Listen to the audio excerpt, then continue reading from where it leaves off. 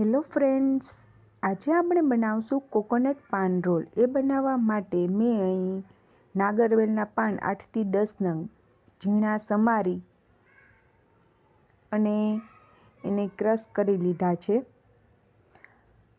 હવે બીજી બાજુ આપણે 3 ચમચી ખાંડ, 4 ચમચી કોકોનટ પાવડર, 3 ચમચી મિલ્ક પાવડર, વરિયાળી એ બધાને ક્રશ કરી લેશું.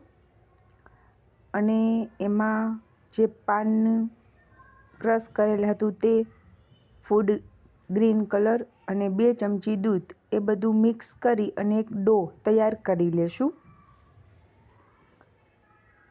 પછી આપણે કાજુ, બદામ, દ્રાક્ષ, તૂટી ફૂટી, પાનનું ક્રશ કરેલું, વરિયાળી, પાન કટકી અને પેલો ડો થોડોક એ બધું મિક્સ કરી અને એક બેટર તૈયાર કરી લેશું. હવે આપણે એક થેપલી કરી, જરૂર લાગે તો એને આપણે મિલ્ક પાવડરમાં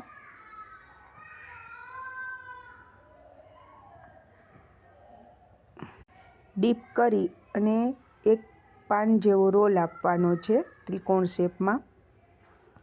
અને પછી આપણે રોલ જેવી વારી અને બધા જ પાન રોલ તૈયાર કરી લેશું.